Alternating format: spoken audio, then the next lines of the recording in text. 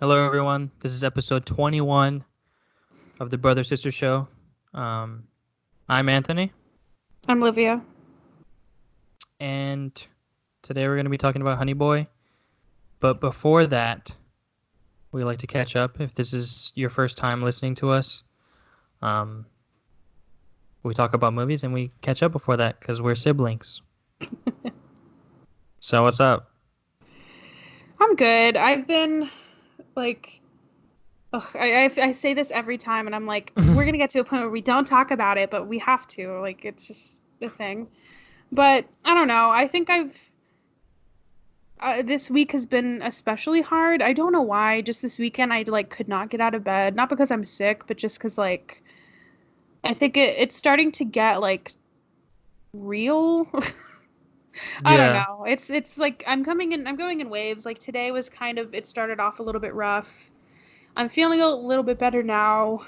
Um but yeah, I went to the store yesterday and I think you're going to hear this like a little bit later, but it just feels so weird to go get groceries because it's such a like risky thing to be doing right now is such and it's so mundane. You know, like I hmm went to the Target that I've gone to so many times over the past year, but it just felt different. But yeah, I'm just looking forward to it all being over. But Yeah. yeah. But as far Well, as that goes, it's like take it or leave it. I don't know. it's been a wild ride. Yeah. But as far as stuff I'm watching, I've been watching a lot of good stuff. Um, and I've been watching Ozark. I started it this Mm. past week.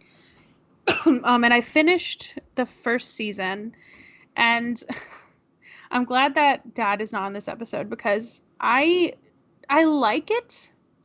It's not really it's not really as good as everybody's saying it is, but I like I said, I've only finished the first season.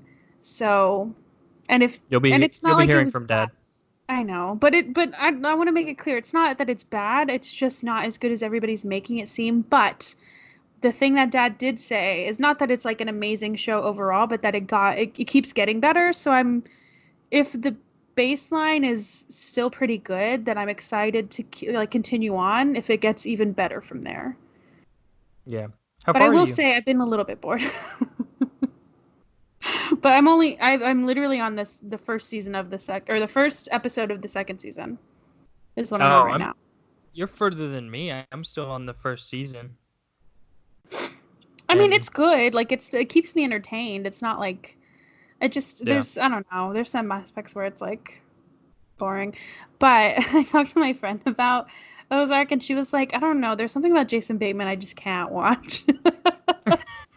But honestly, I kind of get it. Like I like him, but I kind of see how people think he's like I was like, is it because he looks like he's an asshole? And she was like, yeah. He just always But looks like he has a runny nose and he's like trying to not get it to drip. You know, yeah, he's like always looking kind of up and he's always looking kind of confused. I don't know.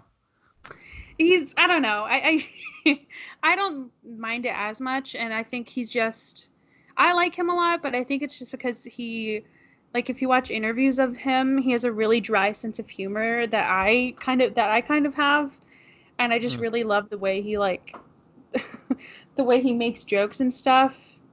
I don't know. It's very I sound very dumb, but but yeah, it's I'm excited for it to get really good. So I'm He's still a good gonna keep director. watching it. Okay, that is one thing that it is an amazing like the overall production is amazing, and I think it is directed really well. Because before I'd even seen it, I kept seeing this video recommended to me on YouTube saying why Jason Bateman is Mm. an amazing TV director, like one of the best TV directors, and I was like, is he? But I can say now that he definitely is. Yeah. That Um, yeah. Sorry, go on. no. I'll talk about it more, but Okay. And there's only two other movies I want to talk about. There was one that I posted on my Instagram last night. I don't know if you saw, but there's a yeah. movie that I totally forgot that it was even a movie, but it's called Fun Mom Dinner. and it's on Netflix, and it's so funny. It's like I don't even know how to describe it. It's one of those movies where you look at the title of it and then you look at the poster and you're like, that looks so stupid. But it's so fucking funny. And there's a video that I posted on my Instagram um, that it's like the best scene of the entire movie, and it's not even like, but that doesn't even like it's the peak of the movie, but it's like so many different parts of it are so funny, and it has like so many good like kind of like the other guys, it has so many good little jokes throughout it. Oh, I just love it so much. And I think, did you think I meant the other movie that I posted about? Yeah, the one you were like, whose comfort movie is this? And then you didn't even like Sorry. follow up and say that it wasn't mine. I forgot about that. So I guess another movie is a movie that I used to watch all the time when I was like in, I think I was like in middle school or something. A movie called Sleepover. And I didn't even make a poll. I made like a multiple choice. Oh, yeah. And I put like whose comfort movie it was. And I put Anthony or me. And I put you as the right answer. Oh, I didn't even answer because I was like, what? If you clicked on it, it told you. If you clicked Livia, it said wrong. And if you clicked Anthony, it said yeah. That's really funny. You know, and I don't know if a lot of people answered it, but I was laughing so hard. But it's just like a typical teen movie. I fucking love that movie. And I also rewatched Perks of Being a Wallflower because I think you mentioned it earlier, but Well, later. well, later in this episode, but it's now on Netflix, yeah. Netflix. And that movie is so like sad. I forgot how sad it is. Yeah. Um, but yeah, and then a new movie that I watched that's available. I think it's like on demand now. I don't know exactly where, but it's called Never, Rarely, Sometimes, Always. And I've heard about this movie. I tell you where you heard it. It's when we were talking about Sundance, and I had a list of movies that I wanted to watch, and it was And you had a stroke saying that. yeah, because it is kind of hard to like say. But um, what I learned in the movie is the reason that it's called that is because she gives. So it's basically about a girl's journey into having an abortion. And whenever she goes to the clinic, they have questions for her, and the answers can be never, rarely, sometimes, or always. That's And it's good. a That's a very good title. powerful, yeah, and it's a very powerful scene. But that's not really a comfort movie, but it is very, very good. Actually, it can kind of comfort you. The like, because she goes with her cousin, and like the relationship between her and her cousin is really they're like really supportive of each other. So I guess that's comforting. But it's just a really, really good movie. So yeah, that's what I've been watching. How did you watch that? Was that available?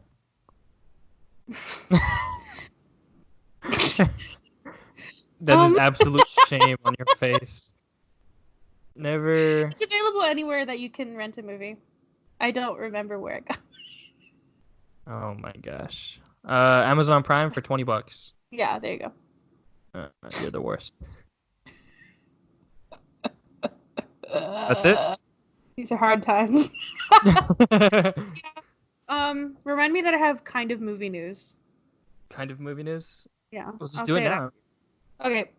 I don't know if you saw, but South by is doing. They're partnering up with Amazon Prime so that they can show. I think it's 20, or I don't know exactly how many, but over like a period of a week, I think you can. They're gonna have a bunch of movies that were submitted to this year's festival available to watch for like a week. So they're gonna have a kind of a film festival, but on demand.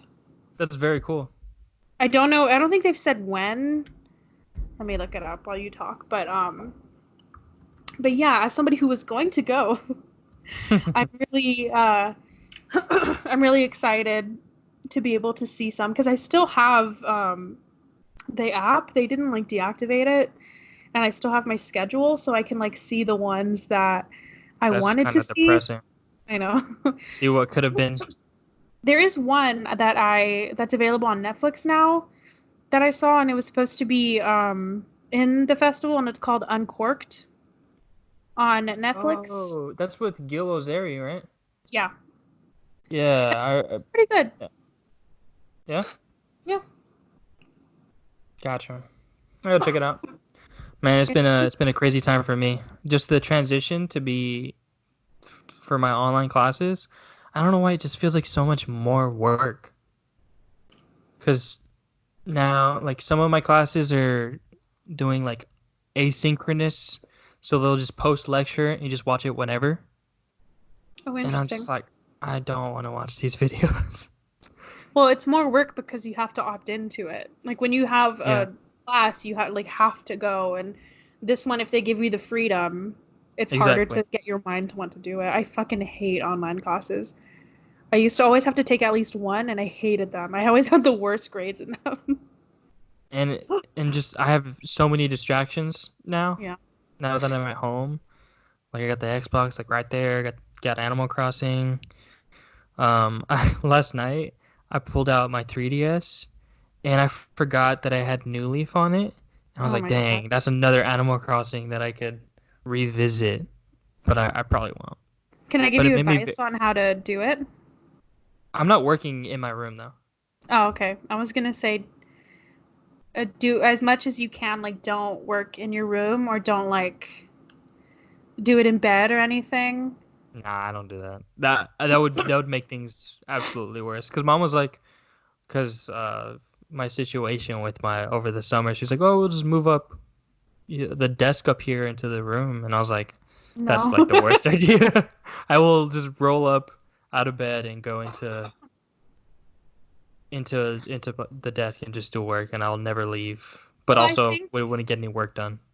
I think it's because that room is so small. Because when I was still living with mom and dad, and I moved into the room that mom now uses, I had my desk and like everything set up, but it was a big enough room to be able to like separate it, so it didn't feel that bad. But yeah. Yeah, no, no, I've been. It's really funny because I figured out that I'm gonna stay here over the summer just because of Miss Rona, and uh, mom was like, "We should probably get you a better chair," and I was like, "Yeah, probably should." I sent a picture to Kayla. I'll show you right now, and I'll probably post it on our uh Instagram. But this is the setup. It is literally the saddest thing you could ever see. It's literally just a metal chair. The metal folding This, chair. yeah, and that's what I've been working on. So maybe Oh that's why I man, haven't been productive. No, maybe. I ordered a nicer chair. Um, It's good. but yeah, so that'll come. But as far as that's pretty much it. I have a test coming up Thursday. I just got to get ready for, which is like it's a math test, so they're gonna proctor it over Zoom, which is gonna be really interesting. Interesting. But what else? Oh, what have I seen? I haven't seen a whole lot because I've been prepping for this test. Um, but things that I have seen, the only movie I've seen, I'll talk about it a little bit later, but is Life After Beth. Um, really, really weird. That's the only way I Iconic. can describe it. Iconic, one word. That that movie, John C. Riley's in it. You said you've only seen a part of it, right? Part of it, and so long ago. Like I did not even know John C. Riley was in it. Yeah, he's in it.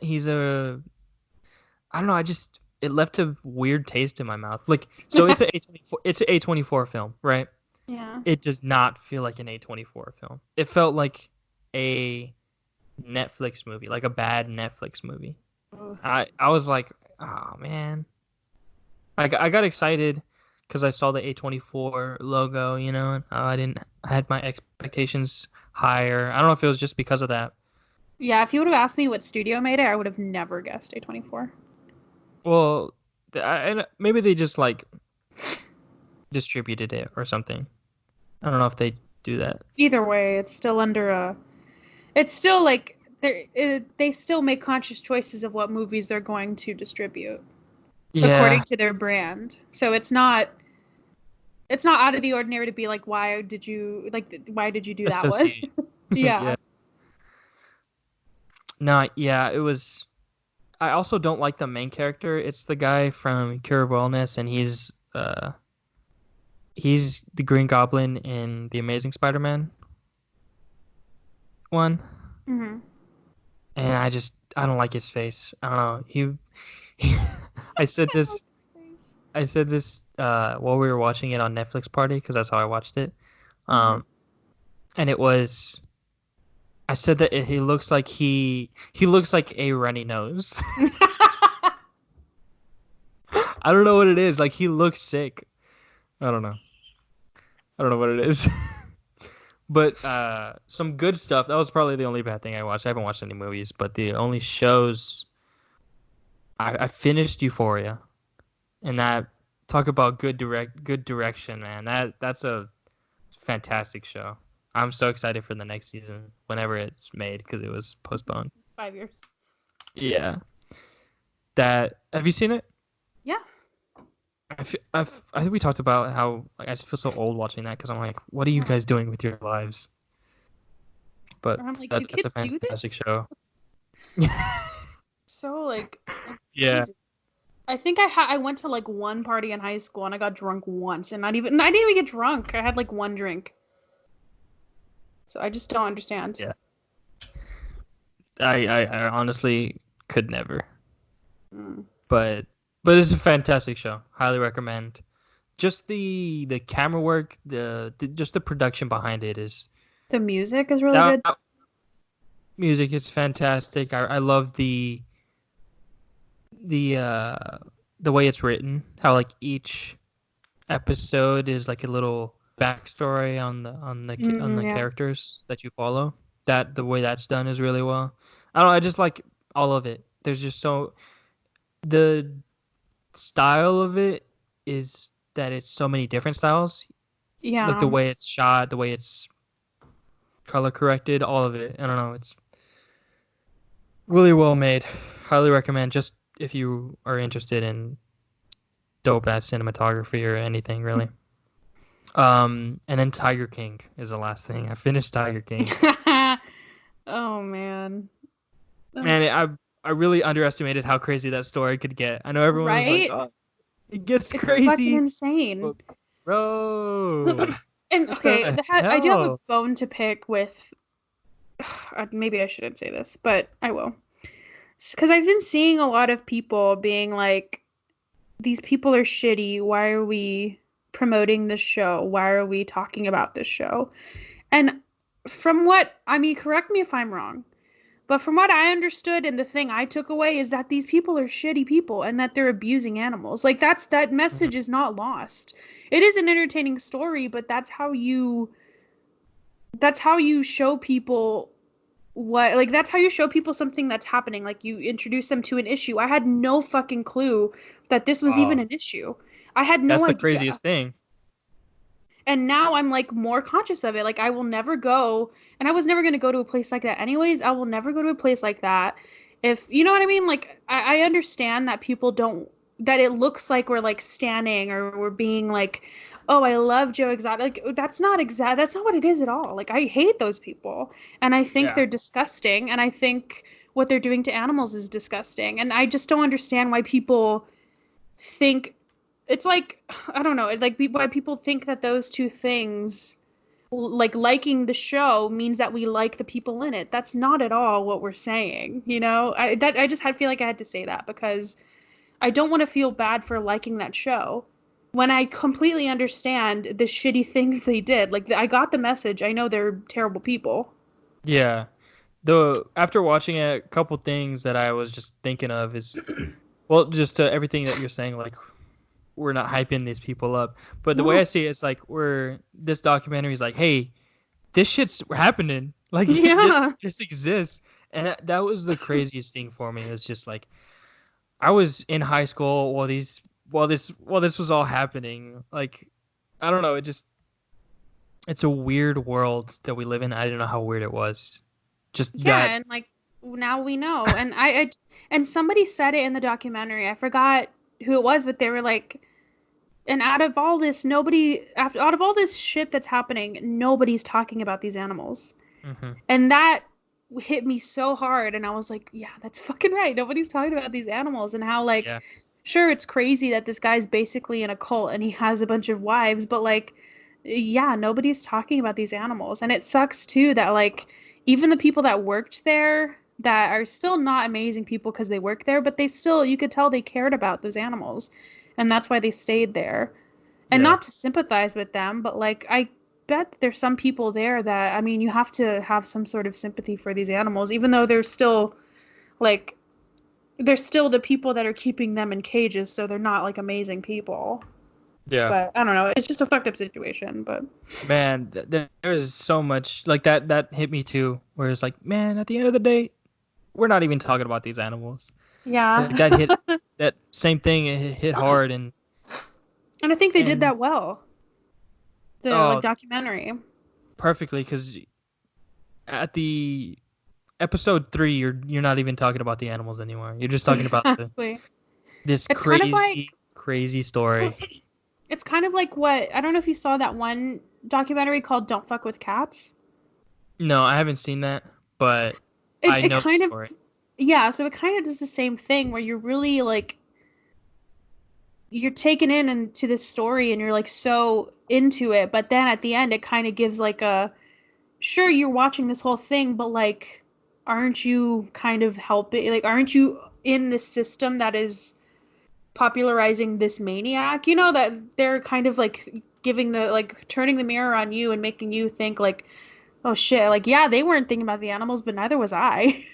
Yeah. So I don't know. I understand what people are mad about, but I just don't. I think it's very misdirected. But yeah, whatever. You know what? After finishing it, it made me think of the snake farm. That's exactly what I thought of too. When I was watching, I I've was like, never is been. this happening?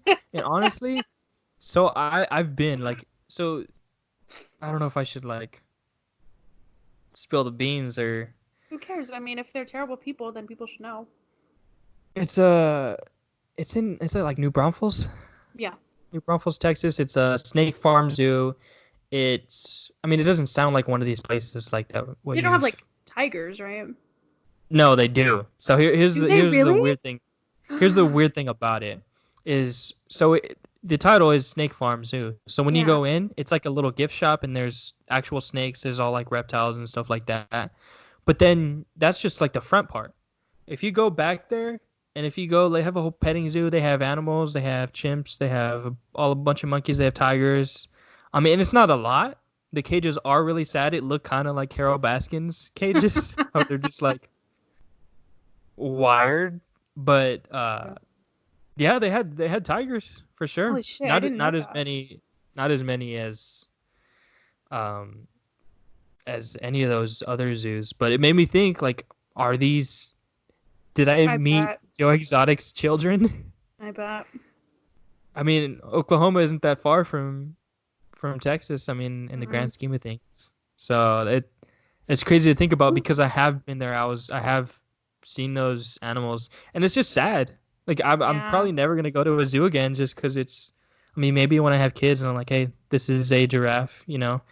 But it's just I don't know. Now that I'm older, it's just these things shouldn't be here. These Yeah, animals and don't even deserve going to a this. zoo is like it's fucked up. Like once you get older, it's fucked up. And I don't know if I mean, not to judge people that take their kids to zoos, but like I don't think I would because like oh, that is really fucked up. Yeah, Uh but not to them. I mean, to them, it's just oh, there's an animal, you know. yeah, and who knows, maybe Interesting I don't stuff. know. Yeah. Really interesting after watching that. I mean, Netflix documentaries are so good at that, just like generating conversation. Yeah. Yeah. What else is that out? Everything you watched? Yeah, yeah, that was pretty much everything. All right. Still So chugging on Animal Crossing. Let me know if you guys. I have apples, and I have. Everyone's freaking out because there's a. I don't know if you've seen the egg stuff. I've seen Because there's memes of a. it, but I don't know what it is. there's an Easter day, or they don't like to call it Easter because of like religious ties, but it's a like an egg day celebration. So there's this little bunny. He looks really creepy, and they replace fishes with eggs. So you catch different types of eggs instead of catching animals Mm-hmm. or like the slingshot stuff. Like eggs are everywhere. Like instead of catching fish, you catch eggs 95% of the time. Everyone's just upset with that, but yeah, come visit my island if you Man, want. I need a Switch. I mean, I know only like 20 people are listening to this, but if you have a Switch, or if you know of somebody that has one that wants to sell it, I will pay a reasonable price, please. I really want one so bad. Kayla's been looking for one too. Same Oh, boat. She's no. like, If you find one, you better fucking tell me first. she- she's like signed up for stock availability, like mailing lists and everything. It's tough, man. People who didn't get a Switch before this. I didn't think I would want one, but I didn't know. So I guess probably my fault, but I didn't know that you could play like online with people. I didn't know that you could like. I asked Sebastian, "Oh, could like What we year is it? play Mario Kart together?" Yeah. And he was like, "Yeah." And I was like, "Oh, what the fuck? How did I get it so long ago?" What did you think? I don't know. I don't play. I don't have. I have a PlayStation and I use it to play Blu-rays. I don't know what I'm doing. Anyways, all right. Oh, Yeah. so before we get to Honey Boy, we're going to. Do you want to introduce who we interviewed this week? Oh, I completely forgot about I this. know I almost did too. Yeah, so I think I did a little bit in the interview, but my good friend Emmanuel Nguyen, I think I said his last name, Emmanuel Nguyen. Yeah, we're pretty good friends. I like his point of views on a lot of media. Uh, I don't know if he's, I know he wants to start a podcast. I don't know if he is going to, but if by the time this comes out, probably not. But I'll link his podcast We'll if he tag ever him. does come up with one. Yeah. But yeah, he's a really good friend of mine. We went to high school together. We play games now, and We just caught up a little bit. yeah, so here he is. Hello, everyone. That was our beautiful transition and audio transition. And here we are with Emmanuel, my good friend. I've known him. We went to high school together. Um, yeah, here he is. I don't know Hello, if you want to. everyone. Yeah, there you go. Yes, that's me. It's great to be here, Uh, Mark. Thank you for having me. of course, you're the first non-family member to be on the pod. We're making history. We really are.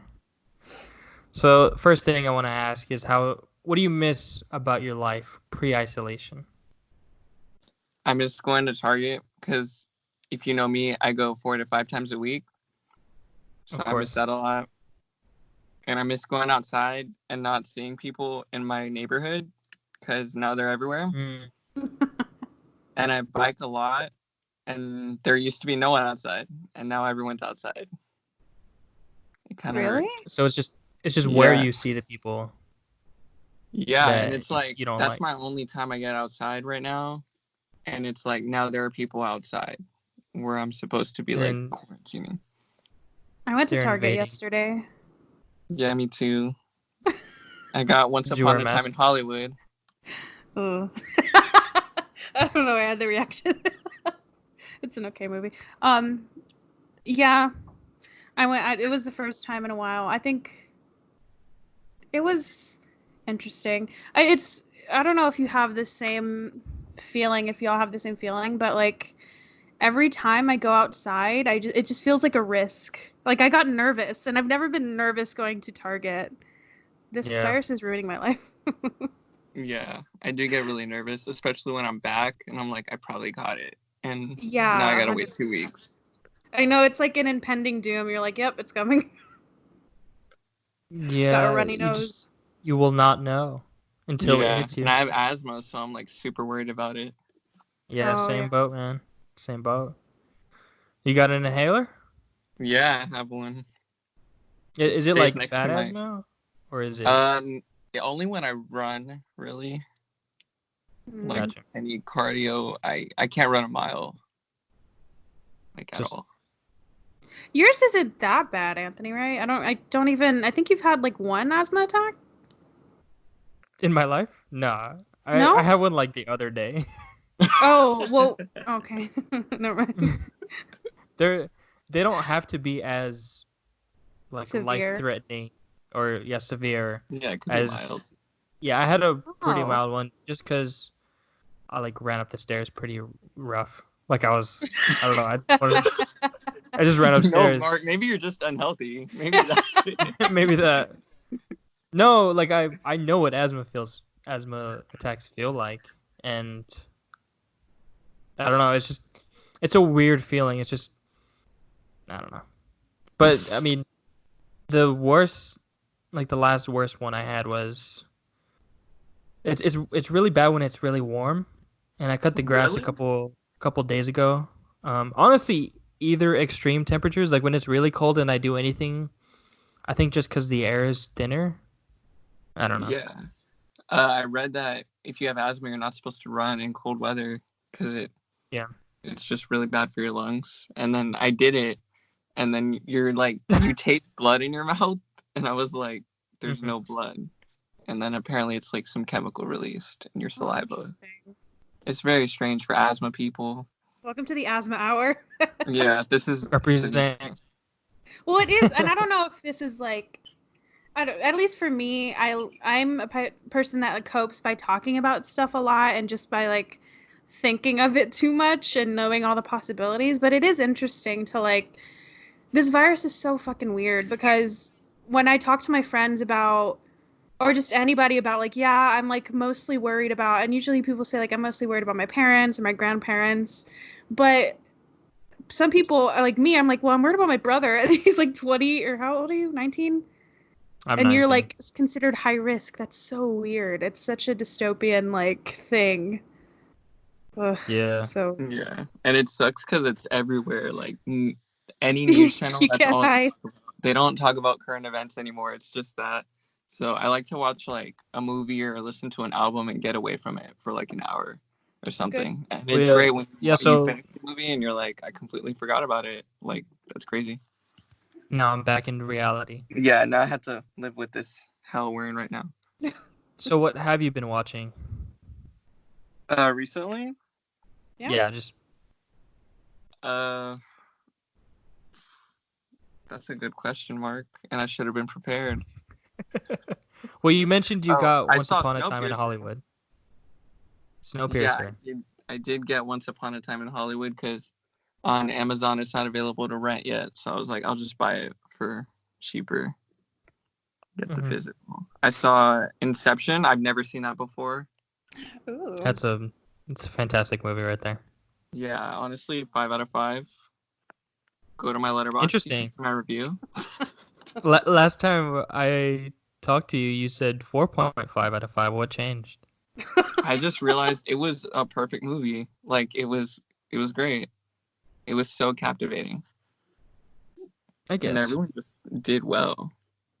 I've been It's watching so a lot of movies, and I'm realizing like we're in the presence of so many great actors. And just to think about, like, I like watching Inception, but it's a movie that kind of stresses me out because it's like one of those, and I think every time I watch a Nolan movie, and Anthony, just don't even fucking start, don't even mention Interstellar. But every time I watch that movie, it's just insane where I'm like, because he wrote it with his brother. Like, how do you write? How do you even fucking think of that? Like, it takes Yeah. all of our brain cells to do this, and we're just talking to each other. How do you like? I just don't understand how you do that. And it just Yeah, stresses me out that somebody can think of like, okay, so it's a dream, but it's also within another dream. And then like all those layers. and the terms too, like the lore in it. Yeah, it's so Yeah, I believe insane. he wrote it over the course of like 10 years. Like, Oh shit. yeah, so it You took a couldn't give while. me my entire lifetime and I wouldn't be able to write Yeah, Yeah, anything there's as no and he's way. written so many. Like, he's just a genius. Tenet. I mean, every time I watch one of his movies, I feel so small after because I'm like especially with Interstellar, like Oh my god. just I feel so small. Like there's Mark, I'm so with much you. out I'm with there. you there. You know Interstellar what I used mean? to be my favorite movie when I was like 16 to 18. It was my number one movie. Hey, It's so good. from what I saw on my favorite movie. That's a perfect movie right there. It's a So great. what else? What else have you been watching? I've been watching a lot of movies. So I saw Pete Davidson stand up. Um, Mm-hmm. it was okay. It was pretty good, but it wasn't like great. This guy Bert Kreischer, I think that's how you say his name. He came up with a stand up called Hey Big Boy by Netflix, and then we saw Life After Beth. Unfortunately, we had to go through that. Yeah, we did a Netflix party. I don't know if anyone's familiar. If you're familiar, Livia. I've seen half of it, and I stopped. No, Yeah. like Netflix party, Oh, the I know. Chrome Yeah, I know what that extension. is. Is it Yeah, good? we did that and we watched it together. So the way it works is you like join and there's a little chat on the right side of your screen Yeah. while you're watching the movie. So I don't know. Emmanuel thought it took up a lot of the screen, but I've it said didn't bother me. 25% of the screen. Yeah, you It need to was all watch right. I'm just Life saying it After was a lot Beth of in high screen. def. That was a movie that I wish I could unsee. But yeah, I saw It's Inception, The Social Networks, and oh, Snowpiercer so Mm. far, and I have a ooh. huge like list of movies I need to see. Snowpiercer is so good. I told Anthony to watch. Have you seen it? Uh, No, I was going to watch it, but then I didn't because I chose the platform for it over No. it. Because I wanted to see a foreign film. But Snowpiercer, Social Network, and Perks of Being a Wallflower are ones I want to rewatch / watch because they're new on Netflix. Not Snowpiercer, but the other two. yeah. I also saw Big Time Adolescence. It's on Hulu. Yeah. Been wanting to watch that, but Yeah, it was all right. recommend. Eh. Okay.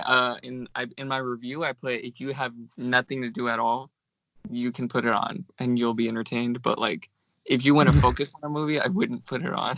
Like, does that make sense? You know when like Inception would be something you want to put all your energy into, but Big Time Gotcha. Adolescence you can kind of just throw it on. Yeah, that's a good description of it. I think I put it on and I just like was playing like Candy Crush.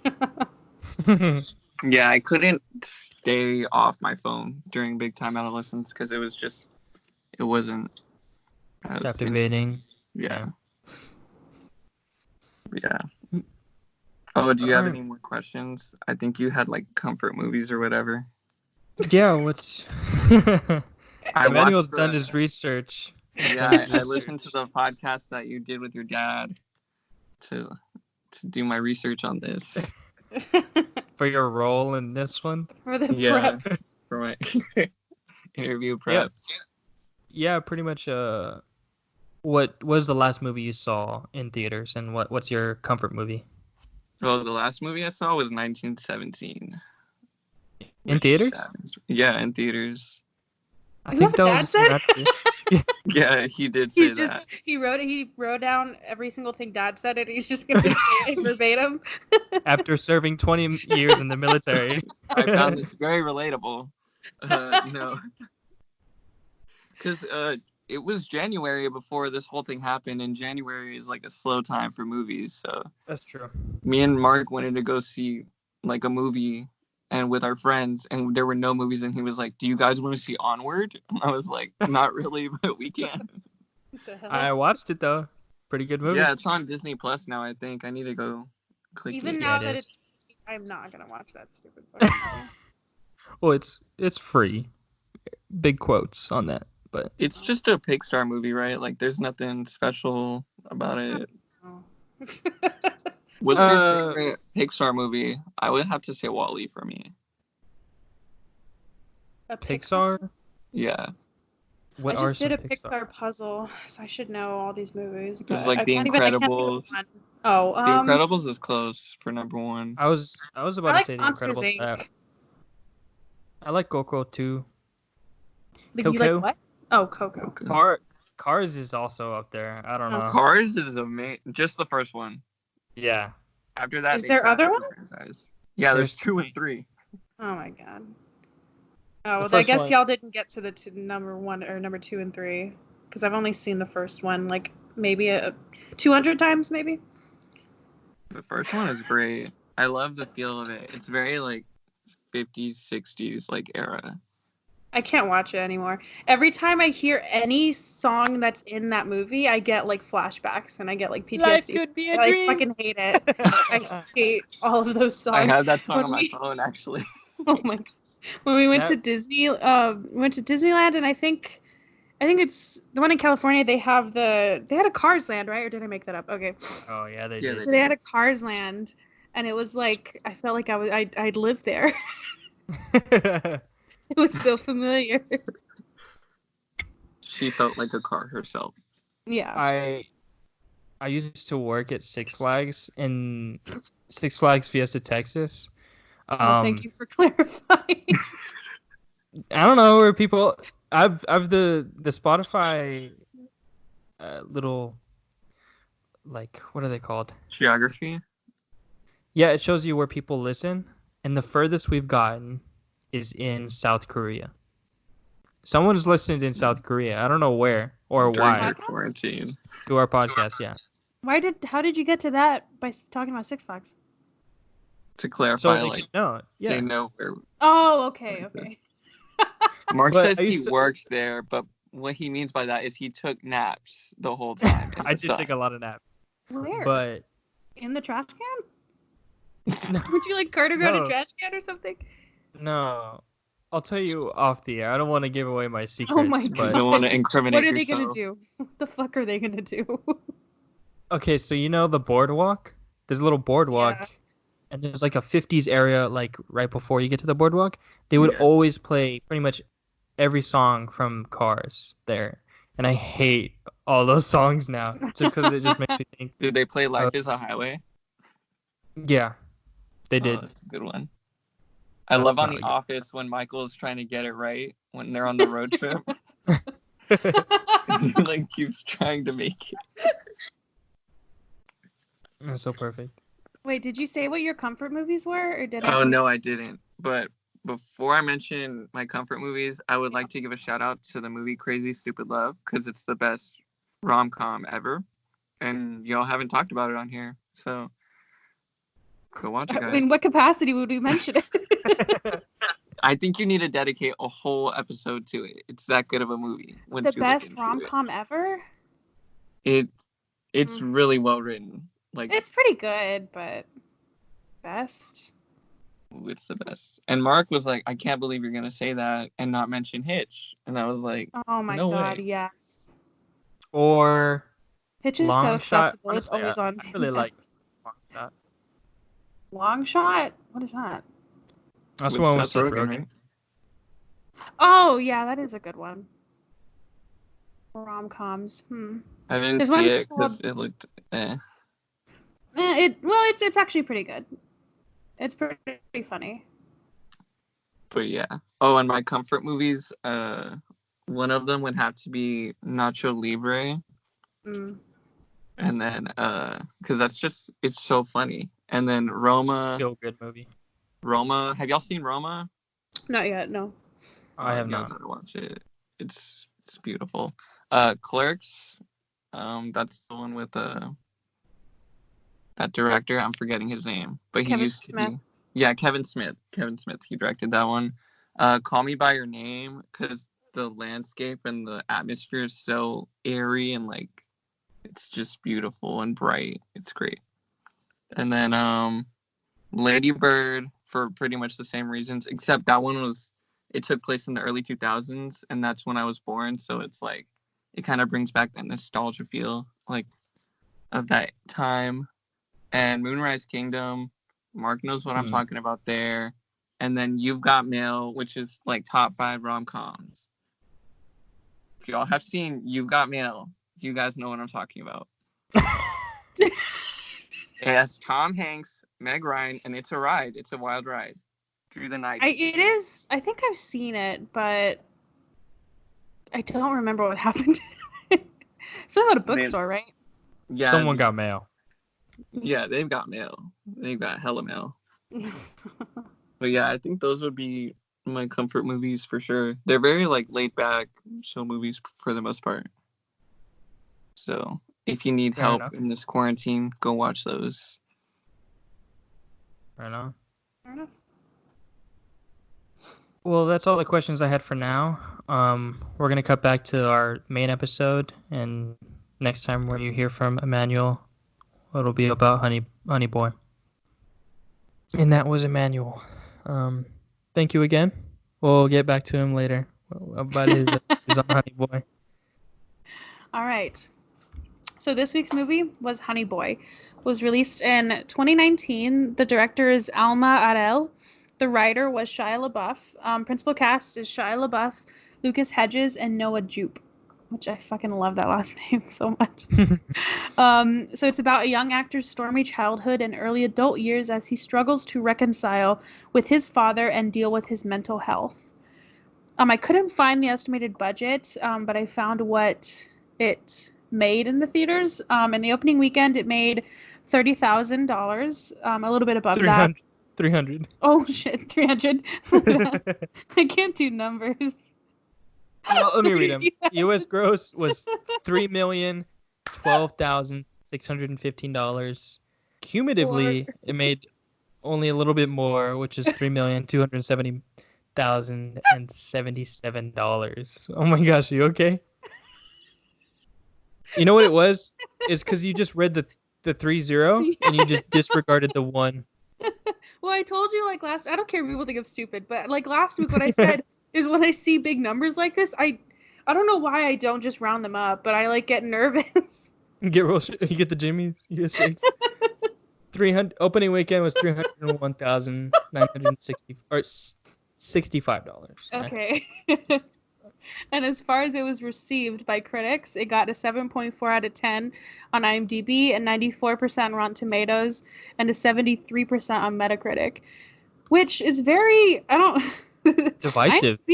Yeah, and IMDb always has like 7 point something. It's never a 10 or it's never even close to it, so I don't know if I trust them. But yeah, very like varied response to it, which I can see that a little bit. Yeah. But yeah, so I don't know if you've seen this document. I took a lot of notes, but yeah, I took a decent amount. I took more than I normally take, so. Well, a lot of these too, I did a lot of like research on some stuff, so it's not like exactly. I didn't take a lot of notes based on specific scenes. I kind of just wrote down ideas that I had or like questions I wanted to ask and stuff like that. But yeah, I kind of perused through yours, but mine are mainly based on scenes, so I can go off mine if you'd like. Sure. My first one was pretty much right off the bat is that motorcycle ride.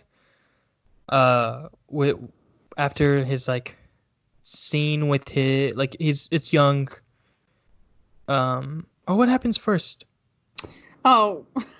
Well, you kind of skipped the whole thing. Did I? Oh, yes, I did. You go first. So it starts off with him. Well, my first note is that I really like how this movie just starts. Like it kind of just gives overview of where he is right now, where he's a working actor. He's obviously in a really big budget movie, and it kind of just goes through his like day to day, how he's getting. I think they showed him drinking a lot, and then it eventually ends up to him going to rehab. And so the first 5 minutes, and I think I did look at the time, and it was literally not even 5 minutes yet, and he was already in rehab.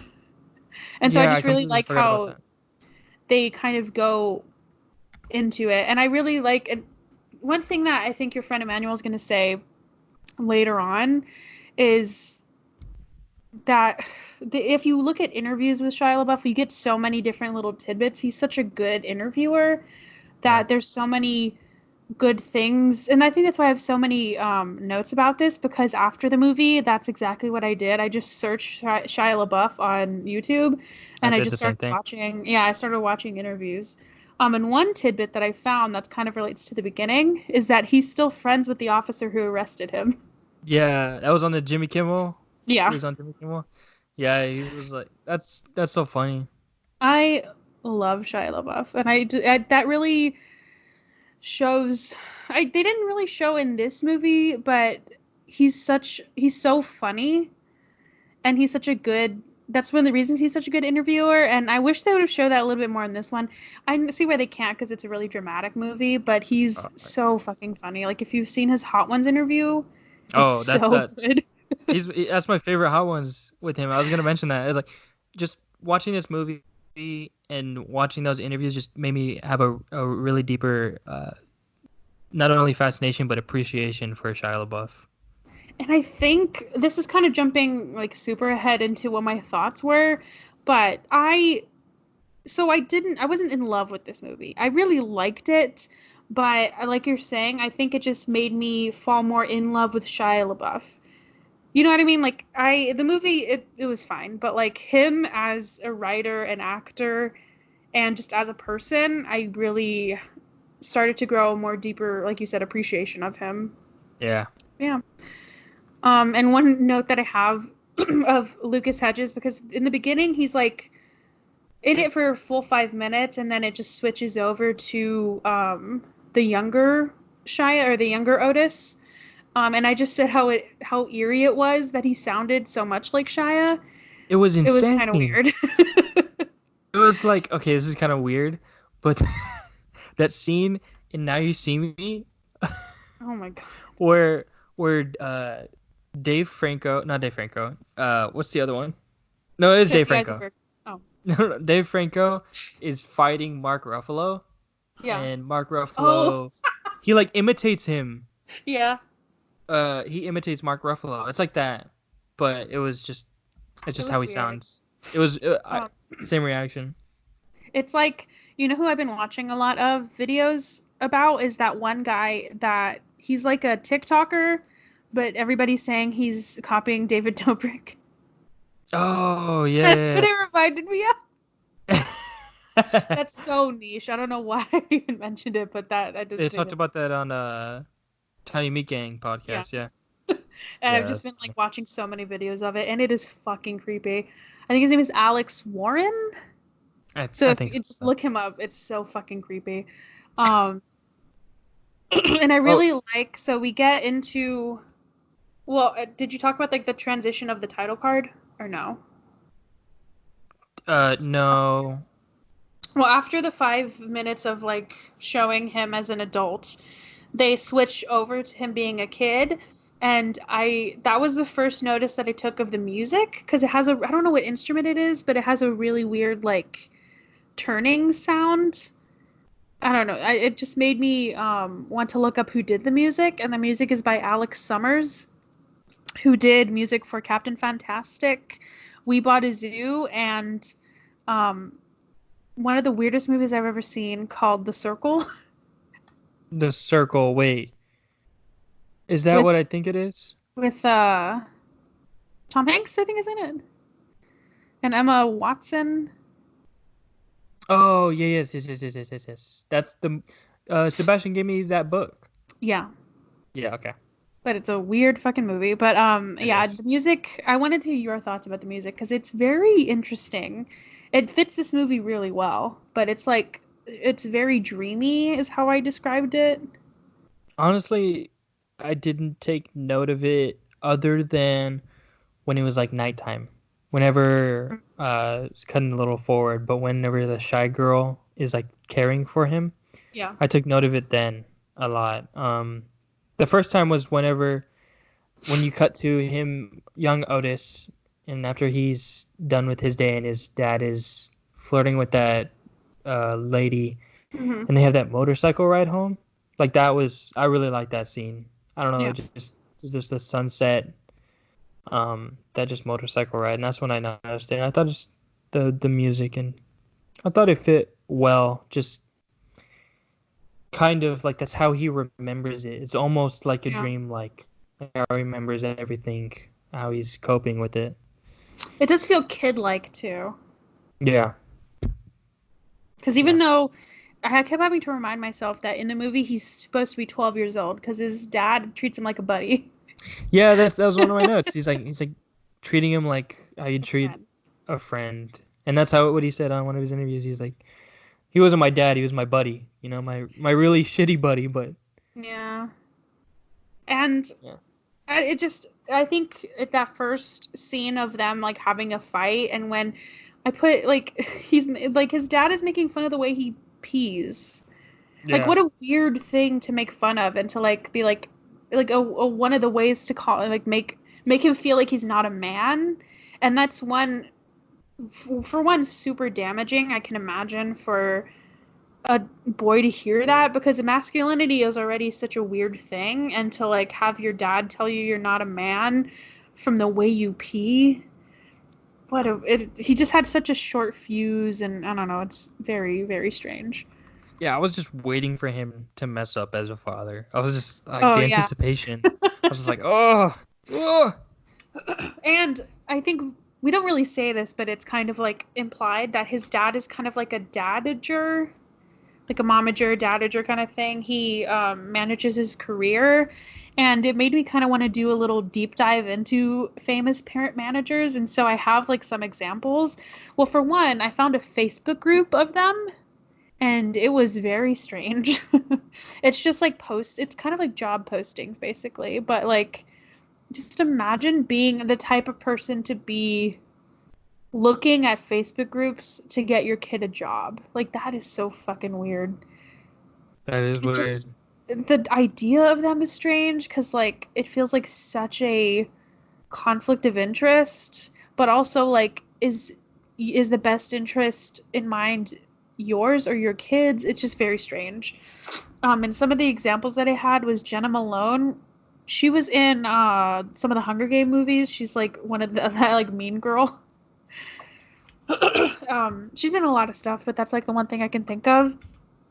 Her mom was her manager, and she sued for emancipation at the age of 14 because her mom just like spent a bunch of money, and Whoa. so she won, and her mom wasn't able to touch any of her finances. And then one of the really famous ones, and there's also Kirsten Dunst. I think she just had like a hard time with her parents. And one of the most famous ones, other than there's some other ones, but like the one that I was very shocked by was Macaulay Culkin's dad.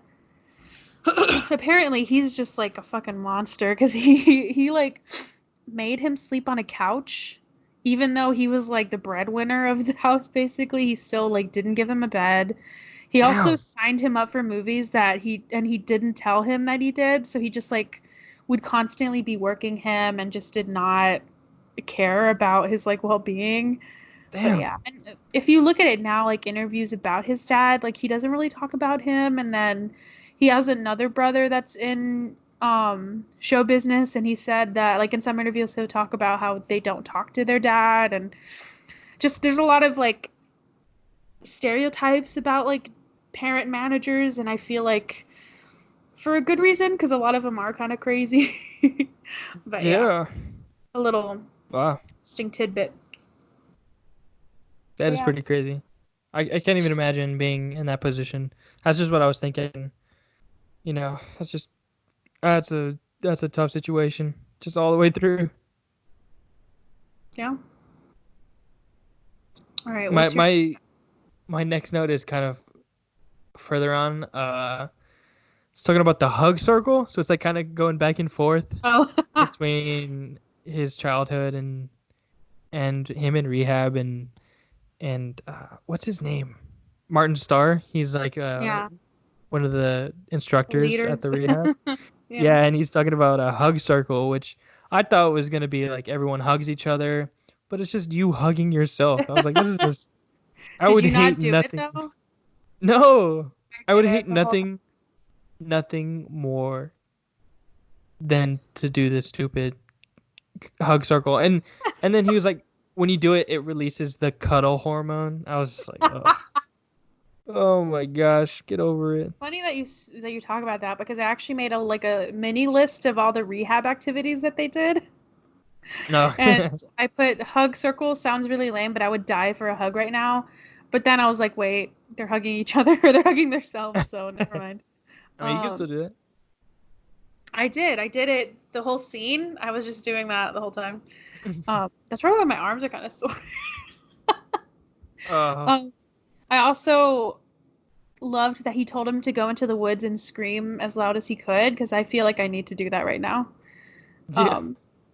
And then when he was juggling, and I think, I don't know if that was a rehab activity. I think because they was like supposed to be knitting, which I used to knit, but I don't know if I could now. That sounds relaxing though. But I know I was also saying that I could probably learn how to juggle right now. They just use socks. I mean, I could just try. Yeah. I So I I kind of want to was learn to now. I was thinking of this too, not wanting to juggle, but I wonder how many times people ask him to juggle, like Shia LaBeouf. Oh. I wonder if that's like a because his dad taught him, you know? Well, he obviously can do it now still because he did it in the movie. Yeah, for sure. And that little But I wonder if passing game that they were doing, holy shit. You yeah, have to have a lot of good coordination for that. I was just like I wonder if people do that now. I don't Be know. Let me interesting. worry about how to say numbers and then I can figure out a juggle. Yeah. I think we kind of went like passed over this a little bit, but or maybe not. I don't know. But one thing that really struck me, there's so many emotional like moments in this, and the first thing that got really emotional was whenever he was saying like he was asking him, why does your mom work? Do you remember that part when he was like, she fills you with fear? That scene. Because imagine, like, this, we always see people getting into the entertainment business as something that they really want to do, but it's such a weird thing to force your kid to do it because it's a necessity. And to, Yeah. like, put that idea into your mind that if your mom is doing is working and doing these things just in case you fail. And he's trying to say, oh, like she instills fear in you, but like you're reminding him of that, and that his only purpose to doing this is that he has to take care of his family. And then Yeah. to shift into him not being a kid anymore and not having to provide for his family, or whenever he got famous and he was able to do that, like they show him kind of being lonely and being on set. Like he doesn't have that purpose anymore. So like what else is he gonna do other than get really drunk or like act like an idiot? Like he lost his purpose. And so that is also fucking terrifying to like you're working at this thing so hard, and once you achieve it you think that you would be happy, but then you're like, well, why am I doing it anymore then if I don't Yeah. like love it? What a weird It, thing. yeah, that one I don't know. This movie just hit. It just hit so hard, bro. Yeah, it did. I think that's when I figured that I liked this movie. It was either then or when his dad went uh to rehab, like when he or not to rehab, but like to those meetings. Yeah. I was just like, yeah, this is a good movie and I like it. Yeah, and there's just so many elements of this movie, like the one thing, like so many heartbreaking elements that you could tell, like that once you started to realize them and see them in the movie, you were because going back to the whole purpose of this movie is that Shia LaBeouf wrote this while he was in rehab, and he wrote it as like a one of the exercises of rehab, where you're supposed to journal, but it turned into a script, and so the one thing I realized is that he wanted to be a good kid so bad. Like he was a pretty good kid. Like he wasn't mean or he was fine. Like he was really level-headed, and he wanted to be like such a good kid so bad, but his dad just like would not let him. Yeah, And one of man. those oh sorry. No. You're good. Well, I was gonna say one of those like instances was whenever he called his mom and he wanted to talk to her about like him going to Canada, and then they just got in a huge fight, and she wanted him, like his parents were basically having their fight while he was not transcribing, but he was basically He, the one communicating it. Ugh. yeah, I was. This is my note verbatim. This is so sad. I love this. He is the messenger to put a kid through that. I love this. It's just like because she would say something through the phone and he would say it exactly how she said it, and Yeah. then his dad would just yell at him, and he was just there. He was nothing but a medium for them to fight, really. At the And I think this scene was whenever I realized how, like, whenever I stopped watching the movie and realizing how damaging this could have been. And he says in one of the interviews I listened to where his team did not want him to do it. Like, all of his, like, the people on his, whatever their team is, like his professional team, every single one of them, he said, told him, like, this is not a good idea. And honestly, like, seeing it now, it was a good idea because it came out really well. But, like, I think I would have been this in the same boat. I would have told him, absolutely do not do this. why not? Because it's so damaging to somebody that, like, if there's somebody I care about that has gone through shit like this and that has PTSD and has, like, a bunch of, and their PTSD is from their dad, and to not only write that movie, not only make it, but to be him in it and to be witnessing that, because I think once you're watching the movie, you lose sight of him, of Shia LaBeouf is in that room.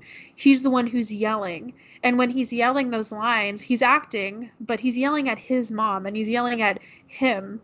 So there's so many elements of this movie, or even the part where his dad goes to AA and talks about trauma and how, like, growing up, or just like the stuff that he went through when he was a kid. And so there's so many things he has to deal with, like, not only his trauma but his dad's, and to be in that mindset, it just feels like such a damaging environment.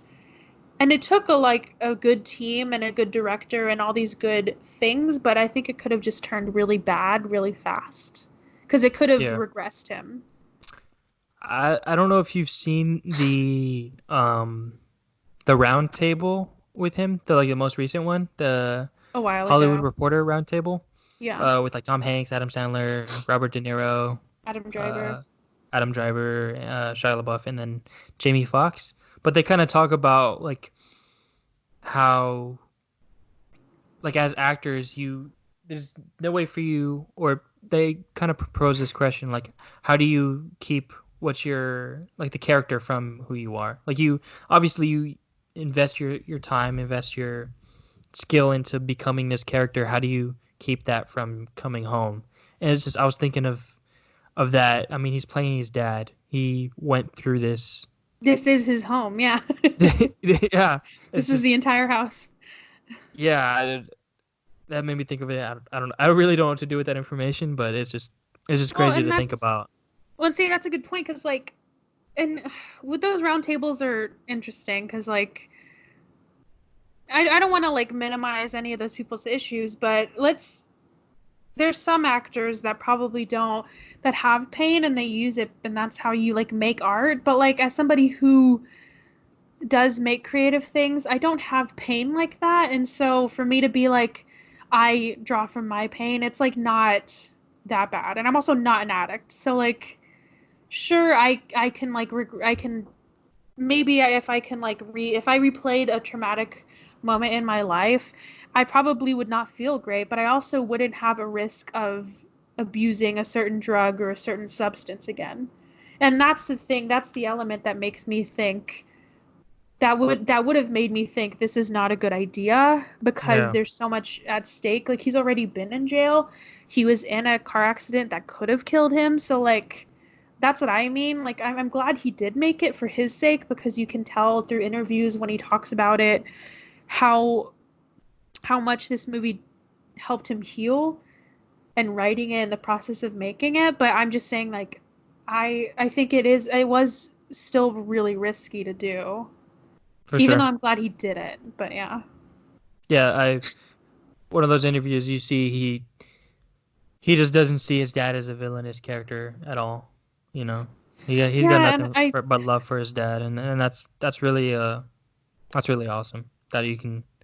that's, like, number one rule when you're writing and you're writing characters is you shouldn't judge them, even if you're writing, like, horrible people or people that do things that you wouldn't necessarily do.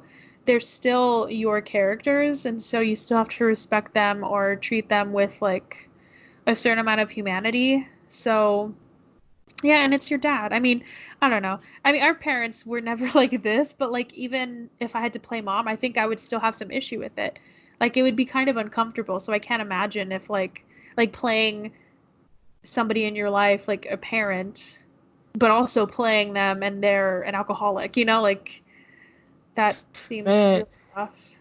and when he was writing, when it was like cut to Lucas Hedges writing, like beginning to write the script, and he was like reciting, he was like yelling Yeah. the lines that his dad was like that he wrote for his dad, and he was just reciting those, and it was cutting back to when it actually happened. That So was good. really, I don't know what else to say other than it hit, it was powerful.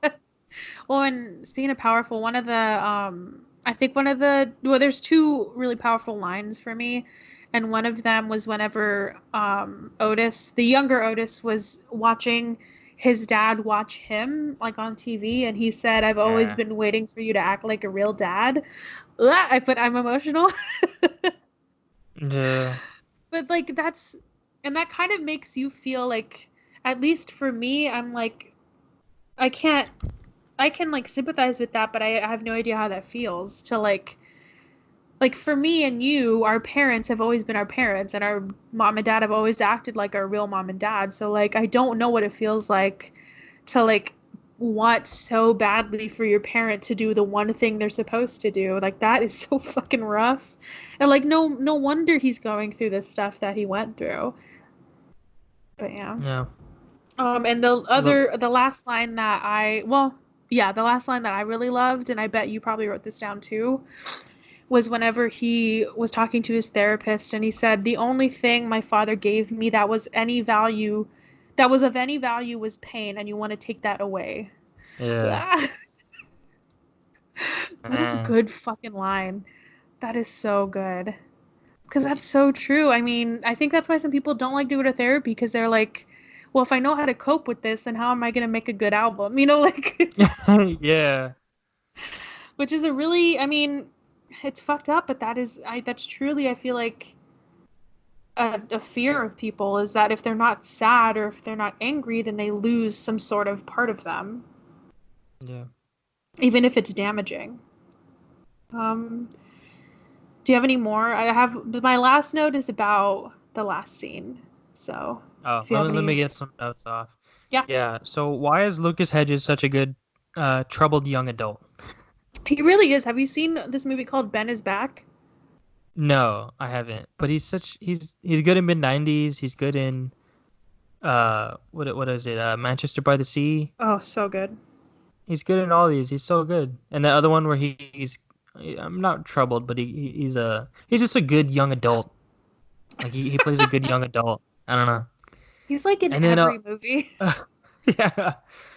Uh there's just oh, man, this is like I kind of laughed, but I felt like so bad for God. laughing and for when he was like they made that deal. He's like, "Okay, I'll be better to you."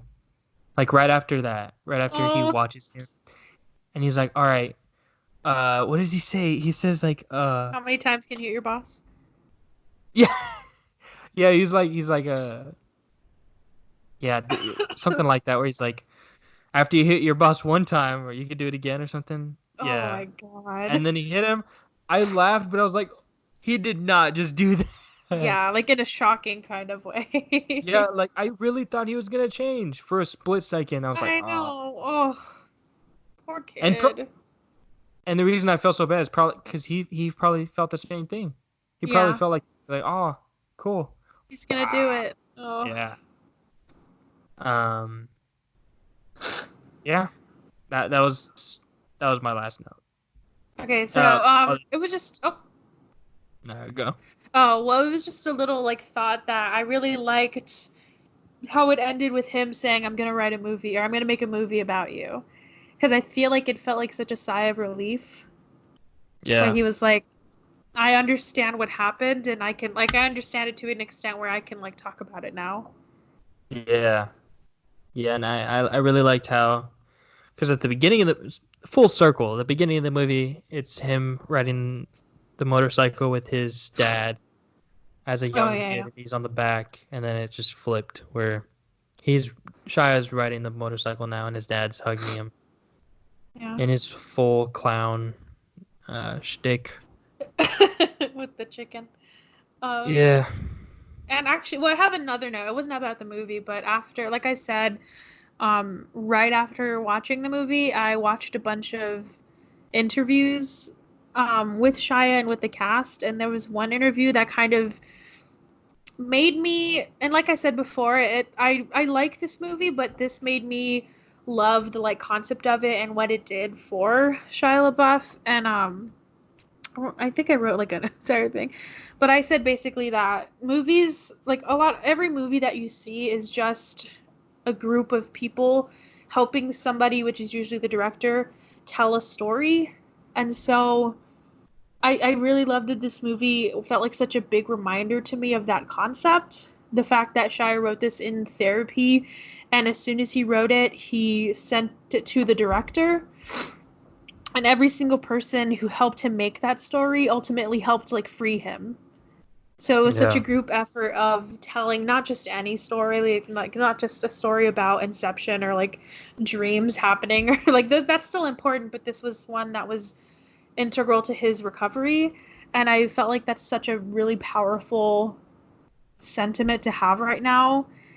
Um, to like use your pain and the fear that you have right now to like motivate you in your art. Because this is such a painful time that everybody's going through. Some more than others, but to like, and one thing that the interviewer asked Shia is, what advice do you have for kids that have alcoholic parents? And he said, don't waste your pain. And yeah, and he didn't waste it. He made something beautiful. I mean, I love the movie. I think I'd give it probably around what Rotten Tomatoes would or did. 94? Yeah, I think I'd give it like 89, 90.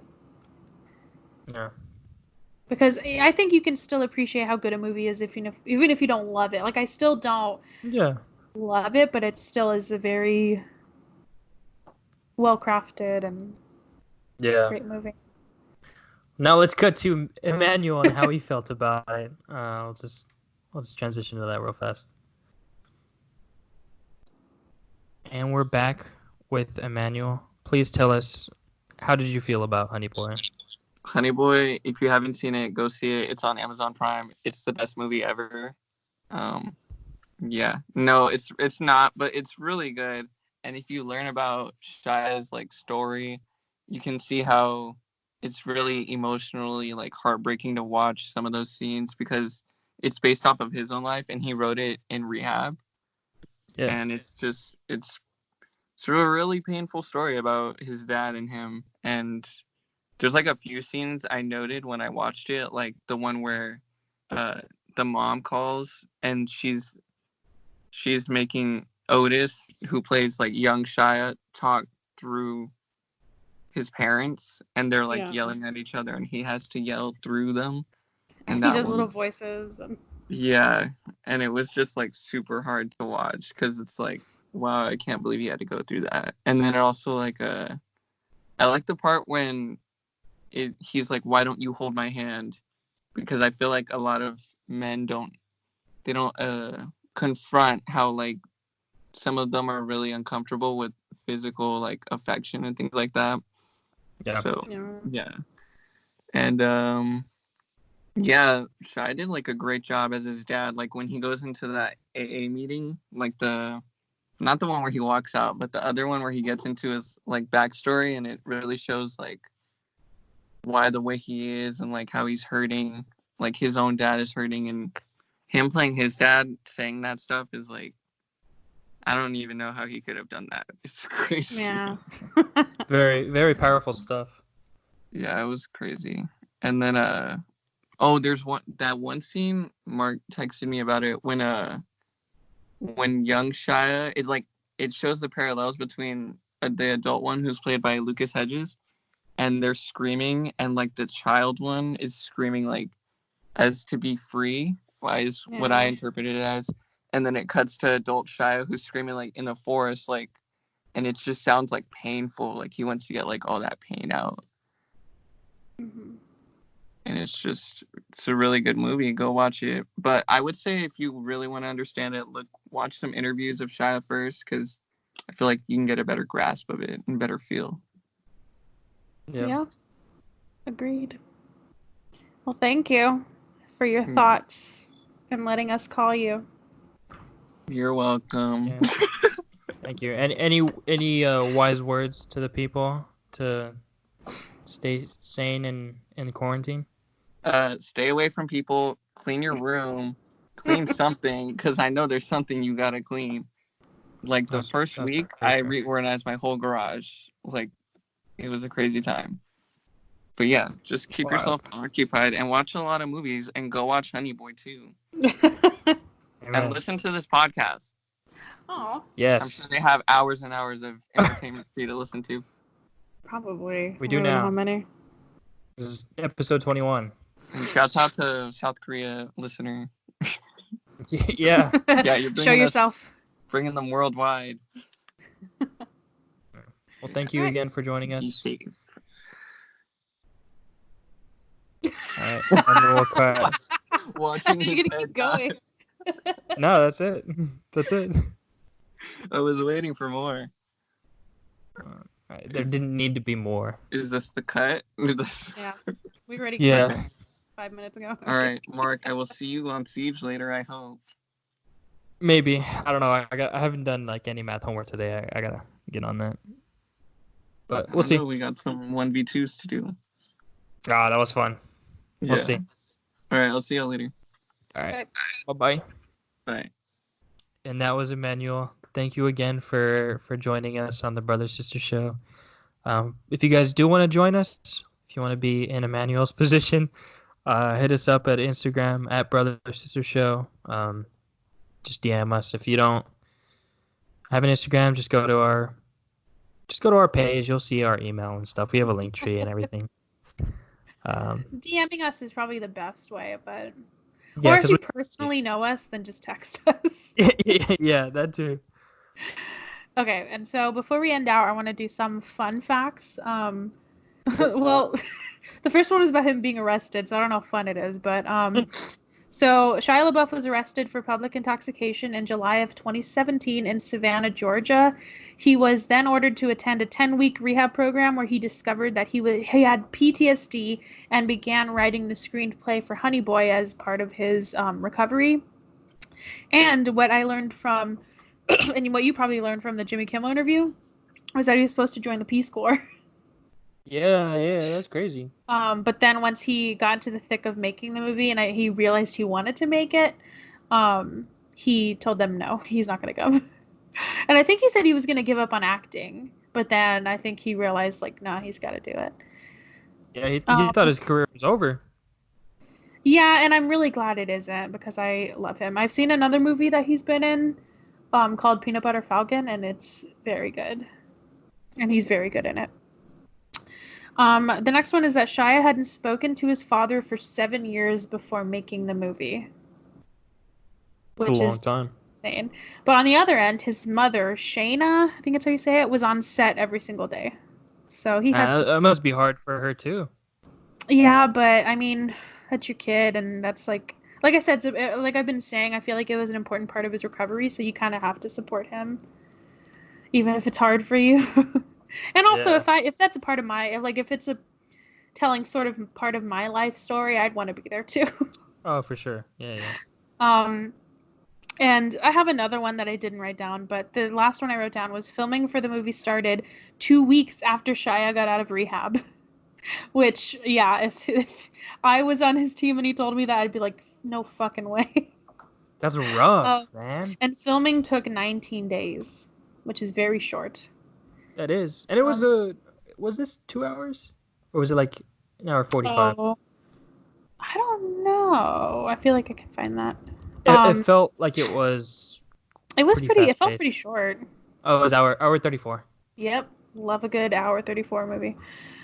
And the last one that I had that I forgot to write down was that Because people would ask him all the time, like, how did your dad feel about you playing him? And he said that his dad didn't want him to.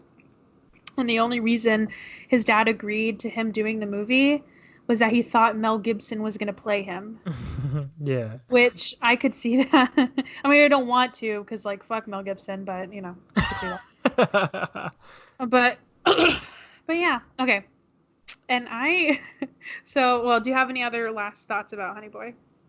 No, I love that movie. I can't wait to revisit that movie. And I'm going to keep on watching Shia LaBeouf interviews because... Oh, same. I'm going to watch the Hot Ones right after this.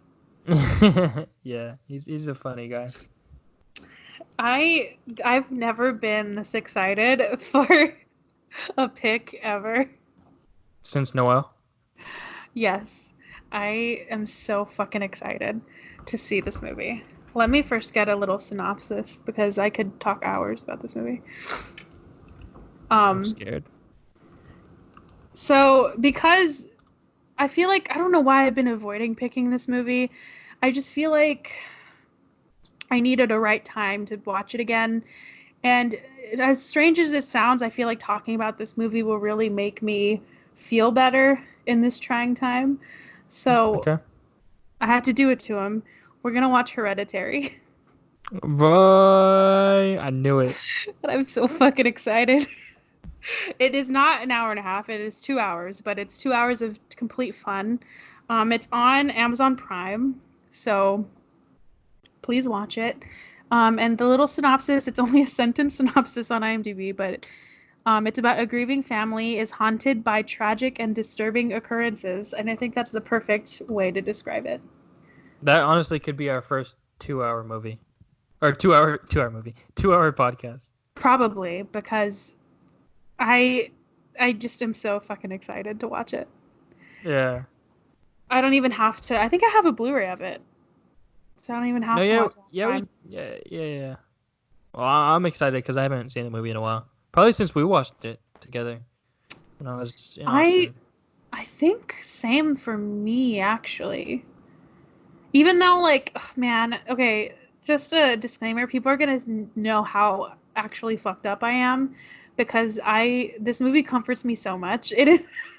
I feel like there's so many, and I'm going to finally give the reasons why I think this movie is really funny, because a lot of people, when I say that, they're like, what?